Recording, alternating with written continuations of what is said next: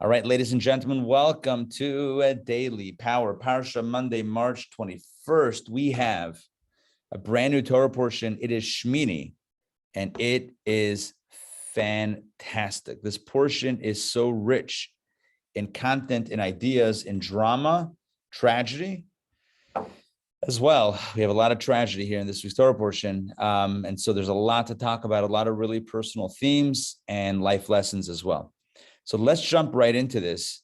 Although you really can't understand this Torah portion without having you can't really appreciate the Torah portion without the background story, which we all know. Exodus, Sinai, sin of the golden calf, Mishkan. The Mishkan tabernacle building project was a national reclamation project. Straight up, it was a national project of teshuvah, of repentance. After a nation sinned and fell with this into the sin of the golden calf, this was an opportunity for them to use gold, not for an idolatrous purpose, not to serve idols, but to serve God. They used their gold, their silver, their copper, their other materials. They used their know-how and their talents and their skills. They used them all to create a home for God.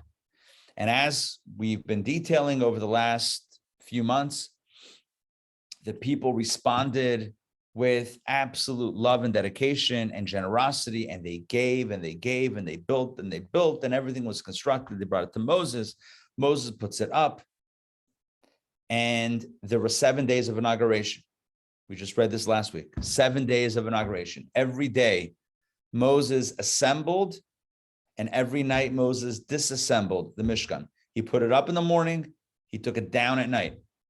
And every day he brought sacrifices on behalf of the Kohanim, anointing them, inaugurating them, clothing them, dressing them, etc. Every day for 7 days, they were doing this inauguration. I don't know why I did that. Whatever, inauguration. Oh, I know. I was going to do practice run, because who am I to say it's a practice? Maybe it was part of the actual protocol. Either way, 7 days of inauguration. And then opening day. Opening day is the 1st of Nisan, 2449. The Torah calls it the 8th day. It's the first day, but it's the 8th day after the 7 days of inauguration. 7 plus 1 is 8. Enter Kabbalah. Kabbalah explains that 7 is always synonymous with nature. 8 is always synonymous with the supernatural. Why? God created the world in 7 days. There are 7 heavenly realms, 7 sphirot, 7 divine energies, 7 kochot hanefesh, emotive powers of the soul. 7 is connected with the natural organism of life. 8 is the one that transcends the natural order. 8 is 7 plus 1. It's the one that's above.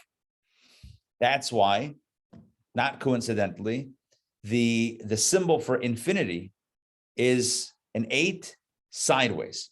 Think about the symbol for infinity, right? It's that never-ending loop, also known as the 8 sideways. Why sideways? I have no idea.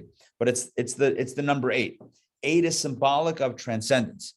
Thus, it is very fitting that the day that God comes down to earth in the temple, in the Mishkan, in other words, where the infinite divine presence finds a home in a finite space, which is the confluence of infinite and finite in the same space, which, by the way, is bigger than infinite or finite. When infinite and finite collide as one or coexist as one, that's a greater expression than infinite in and of itself. Because infinite that can't find itself in a finite space is still limited to the realm of infinity. But when you have infinite within a finite space, then you're really dealing with something truly infinite. That's what we would call true infinity. And so what we have here is a very important idea, that there's a reason why this is called day number 8 and not day number 1. You know, it's not just because 7 days of inauguration, the next day is 8th day. You can call it day 1, 7 days of inauguration, day 1, opening day. No, it's called day 8 because 8 symbolizes, 8 evokes this idea of supernatural, of infinity, not only infinity, true infinity, that's not even limited to the idea of infinity, the infinite and the finite colliding in a space, which is what the temple, what the Mishkan was all about. It was a space 150 feet by 75 feet within which housed the infinite God. An infinite God in a finite space? Yes. That doesn't make any sense. Exactly. That's where true infinity lies. True infinity lies in the confluence, the convergence of the infinite and the finite in the same space. As our sages say, the Makam Ha'aron Ena Min Hamida. When back in the day in the Holy Temple in Jerusalem, at least, the Kodesh HaKodashim, the Holy of Holies, was a room, was a decently sized room. In the middle of the room was the Ark. And the Talmud says, if you measured from one wall to the other wall, I think the measurement was, I want to say the measurement was like 20 amot long. It was 20 amot from one wall to the other. I think so.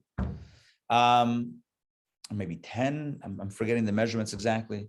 But if you'd measure, so if you measure from one wall to the other, you would have whatever number that was. If you measure from one wall to the beginning of the ark, and then you measure from the other wall to the other side of the ark, and I was not including the space of the ark, so one wall to the ark, the other wall to the ark, I think it was 20 total, and then it was 10 and 10.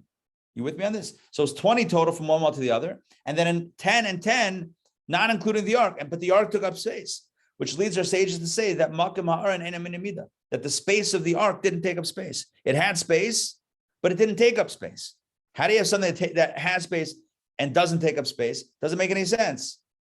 That's where you find God. You find God in the paradox, in the impossibility of space and non-space converging. Okay, now that we've got the trippy metaphysics out of the way, let's jump into the yes, Donna. I thought of another insight. So we call it 8 also because it's not just practice, as you said. You know, the whole thing of planning the Mishkan and building it and then prepare. That's all part of the mitzvahs.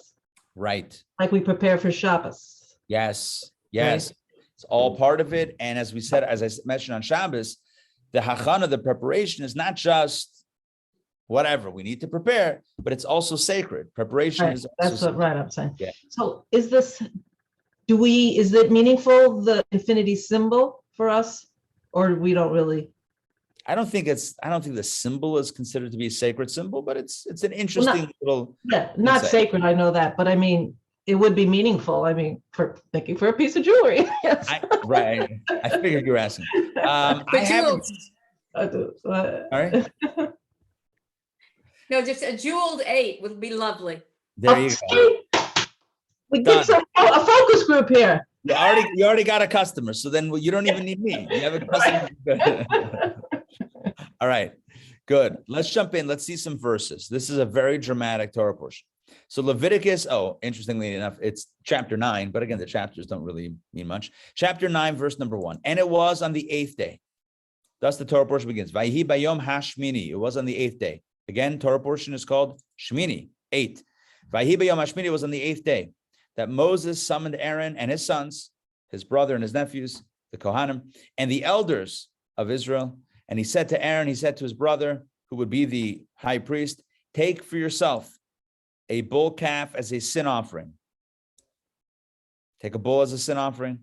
By the way, all 7 days of inauguration, there was a bull that Moses brought on behalf of Aaron and his sons as a sin offering. So again, 8th day or day number 1 of the opening. So take for yourself. This time you're going to do it. Moses was doing the service for 7 days. Now Aaron, brother, I don't know if you call him brother, but anyway, Aaron, now it's your turn. So take a bull, a young bull, a bull calf, a young bull as a sin offering, and a ram as a burnt offering. All of those were brought in the previous 7 days as well. Both should be unblemished and bring them near before the Lord. That's always a euphemism. Near before the Lord means in front of the Mishkan tabernacle covered building outside in that space. And to the children of Israel, you shall speak, saying, take a he-goat as a sin offering. This is new. This is brand new. Didn't happen in the 7 days of inauguration. Take a he-goat, a male goat, as a sin offering, and a calf and a lamb, both in their first year and both unblemished, as a burnt offering. So take a sin offering and a burnt offering and an ox and a ram as peace offerings. Wow. So we got the full suite here. This is like a full, what's it called in playing cards, a full house, whatever. So it's got everything. We got a sin offering. We got burnt offerings, a calf and a lamb. We have now an ox and a ram as peace offerings. We got one of each to slaughter before the Lord, and a meal offering. Oh, there you go. Just in case you were missing the flour, there we go. And a meal offering mixed with oil. All of that should be brought, for today the Lord is appearing to you. In other words, God is coming down into the Mishkan today for the first time. For 7 days, they offered offerings, but the fire didn't come down from heaven. As you may know, I think we've talked about this before. The altar had human fire, or whatever, not human fire, that sounds weird. Fire that was stoked by wood, by human beings, but it also had a divine fire that came from above. For 7 days, there was no divine fire, just the fire created by the human beings. Today, Moses tells his brother and his nephews, today the Lord is appearing to you. You're going to see the magic happen. All right, and they took what Moses had commanded to the front of the tent of meeting. Right, again, they took it to the front of the tent of meeting, was that covered building, inside of which was the menorah, the inner altar, the showbread table, inside of which in a deeper chamber was the Ark of the Covenant. So basically, they took these animals to the front of the tent of meeting, and the entire community approached and stood before the Lord. Hey, Mark, good to see you. Good to see you. Moses said, this is the thing the Lord has commanded. Do it, and the glory of the Lord will appear to you. And Moses said to Aaron, approach the altar. Karav el hamizbeach, get close to the altar, approach the altar, and perform your sin offering and your burnt offering, atoning for yourself and for the people, and perform the people's sacrifice, atoning for them, as the Lord has commanded. We just read all this stuff, right? There was a bull calf as a sin offering, a ram as a burnt offering. All of that was for Aaron. Take for yourself. And on behalf of the people, there was also a he-goat as a sin offering and a calf and a lamb as a burnt offering. So, and there were also peace offerings and a meal offering. Fine, on behalf of the people. But the point is that Moses tells Aaron, now it's your time. Go to the altar. Approach the altar. And the commentators explain, Rashi says that why did Moses have to tell Aaron approach the altar? Because Aaron was afraid to approach. Everyone is standing, everyone's standing around watching, all the animals are ready, everyone's there, and he's getting cold feet. Why did he get cold feet? Aaron. Why did Aaron get cold feet? Not exactly cold feet in the traditional sense, but he was afraid, and he was a little bit embarrassed.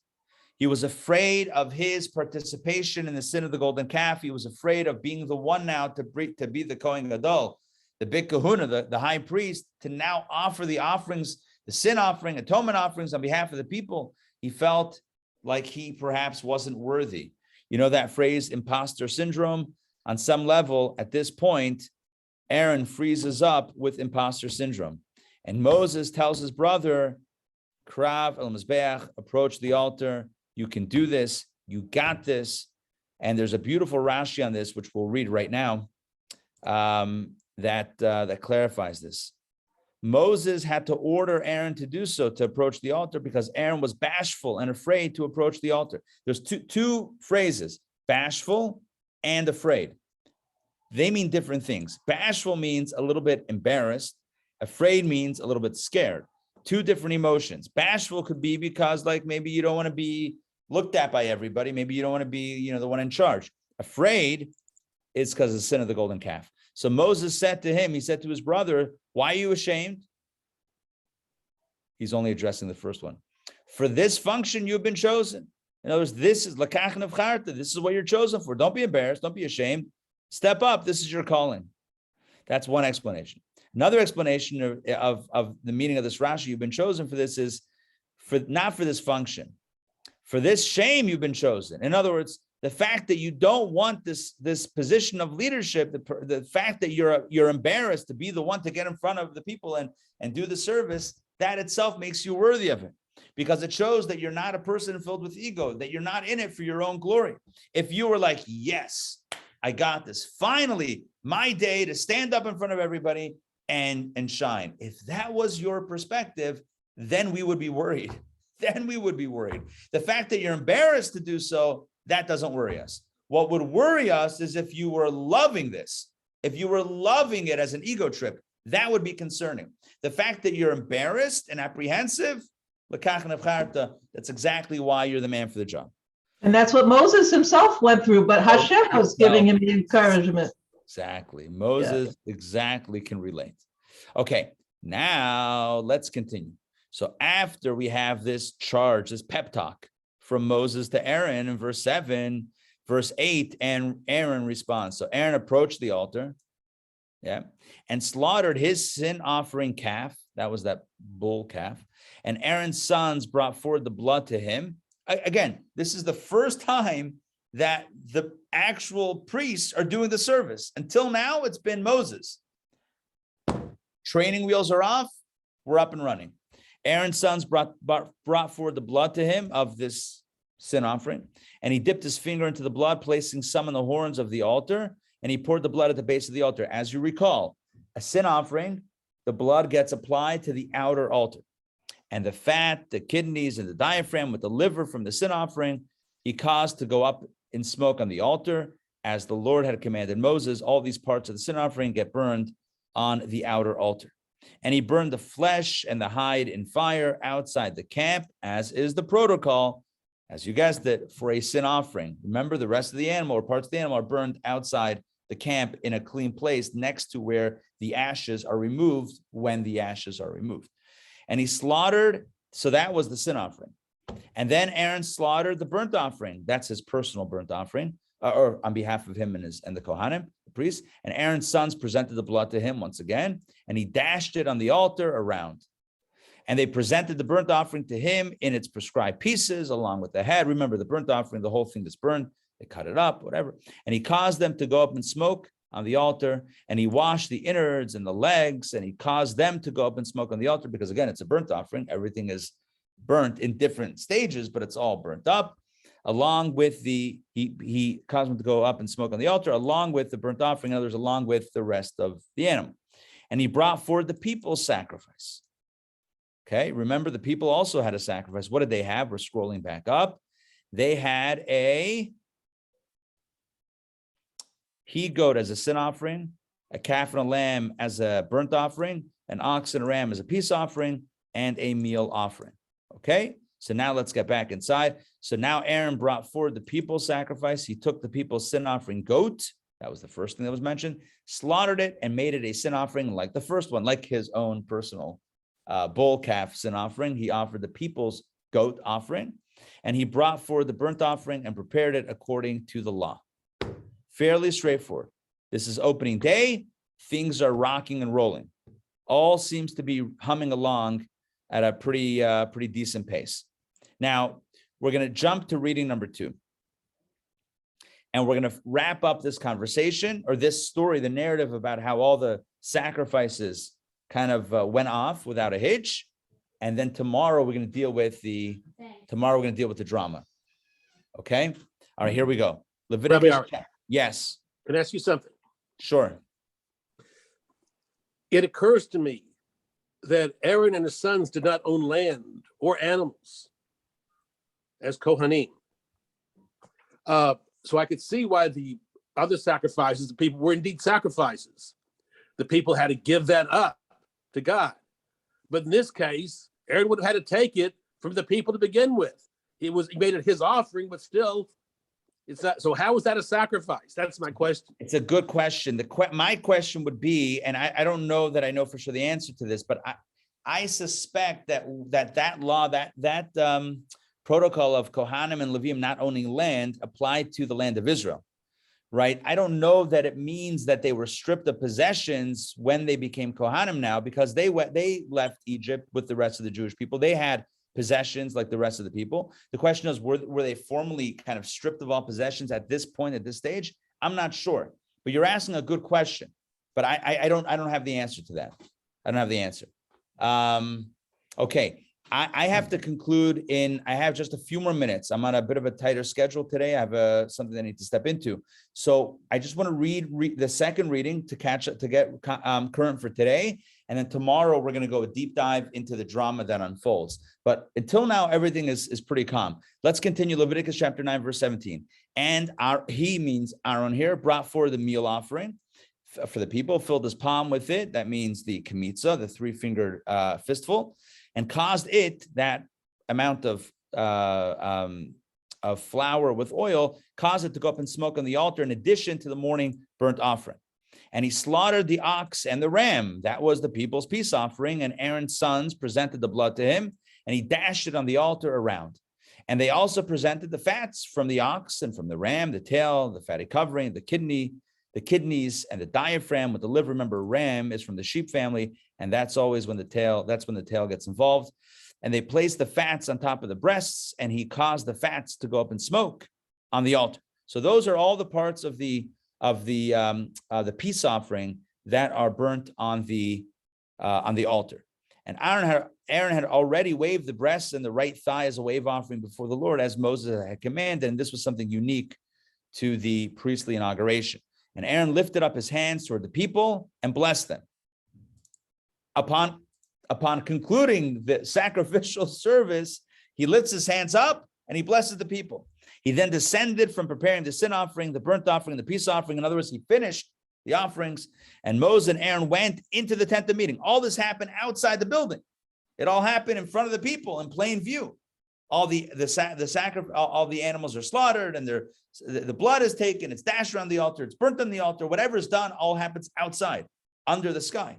Then Moses and Aaron went into the building, into the tent of meeting, into the covered building.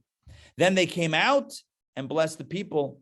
And finally, after a long time, almost 1 year after the Exodus, the glory of the Lord appeared to all of the people, and the divine presence rested upon this tabernacle that they had all pitched in to build. Let's look at just a few quick Rashis here at the end. He blessed them. What did he bless them with? Rashi says, listen, when Aaron lifts his hands up to the people and blesses them, what does he say? He blessed them with the priestly blessing, the Birkas Kohanim, the blessing of the Kohanim. Yivarech Hashem v'yishmerecha, Yar Hashem panav elecha v'yichunecha, Yis Hashem panav elecha v'yasam l'cha shalom. Right? May the Lord bless you. May the Lord make his face shine, and may the Lord lift his face. That is the blessing that Aaron blessed the people with. And even to this day, when the priests bless the people, they lift their hands. They actually do the old Vulcan, not the Vulcan, right? I mean, that's what it's become. But they do this with the hands. They do this with the other hand. They put them together to form 5 parts, 1, 2, 3, 4, 5, and they hold it on their talit, and they lift their hands under their talit. They cover their faces. They bless the people. We do it in the diaspora. At least our custom is to do it on the major holidays. In Israel, they do it every day. Every day, you go to the Western Wall, you'll get the priestly blessing every single day. They went into the building, they came out of the building, and they blessed the people. And let's conclude here, and then I'm going to run. They said, Moses and Aaron together blessed the people, and they said, may the pleasantness of the Lord our God be upon us. May it be God's will that the Shekhinah, divine presence, rest in the work of your hands. And why did they choose this blessing? Because throughout all 7 days of the investitures, that's 7 days of inauguration, when Moses erected the Mishkan, performing the service in it and dismantled it daily, as I mentioned at the top of today's lesson, the Shekhinah did not rest in it. There was no fire from heaven. There was no divine presence. The Israelites were humiliated, and they said to Moses, Moses, our teacher, all the efforts we have taken were so that the Shekhinah, divine presence, should dwell among us, so that we would know that we have been forgiven for the sin of the golden calf. In other words, they were like, we did all this work. We donated all this gold. We built all this stuff, and it doesn't work. Where's God? God's not here. They felt they were crestfallen. They were heartbroken. Therefore, Moses answered them. This is the thing the Lord has commanded. Do it, and the glory of the Lord will appear to you. My brother Aaron is more worthy and important than I. So when I did it for 7 days, that was the practice run. No more air quotes for me. That was the practice run. Insofar as through his offerings and his service, the Shekhinah will dwell among you. It's only going to be through Aaron's service today on day 1 or day 8, but opening day, that's when the Shekhinah is going to come down, and you will know that the omnipresent has chosen him. That was the ultimate thumbs up for Aaron's leadership. And the ultimate thumbs up that he had been forgiven for the sin of the golden calf is here where we see that indeed it's through his efforts on that 8th day when he brought the sacrifices, finally, that is when the Shekhinah, the divine presence, rested upon the people and upon the Mishkan, and everything worked. All right, that's it for today. I have to run, so my apologies. We're going to do more discussion tomorrow. Tomorrow we should have a full session. Also tomorrow, we get into the major tragedy that happens right after this extreme high and joy and celebration. Everything absolutely tanks with the devastating loss of Aaron's two oldest sons, Nadav and Avihu. That's coming up tomorrow. We're going to learn about that, the tragedy, why it happened, how it happened, where it happened, all the details. That's coming up tomorrow. All right. Thank you for joining today. Again, It's called a teaser. it's a teaser. Hey, listen, it's not my teaser. The Torah teased it. I'm following the cliffhangers. That's it. All right. We'll see you tomorrow. Don't forget, tonight we have the parenting masterclass. Tomorrow is DPP. Tomorrow night is You Be the Judge. And the week unfolds. Thursday night, check this one out, the Joy Factory. If you're not yet signed up for that, you're definitely going to want to take part of that. It's going to be an amazing opportunity to infuse ourselves, to learn happiness skills. That is, in other words, don't worry, be happy. I don't know about the don't worry part. We can all use a little bit more joy in our lives. Thursday night, 8 p.m. on Zoom. Check it out. IntownJewishAcademy.org/joy, or just go to the homepage. It's up there. All right. We'll see y'all soon. Take care, everybody. Thank you. Yasharah.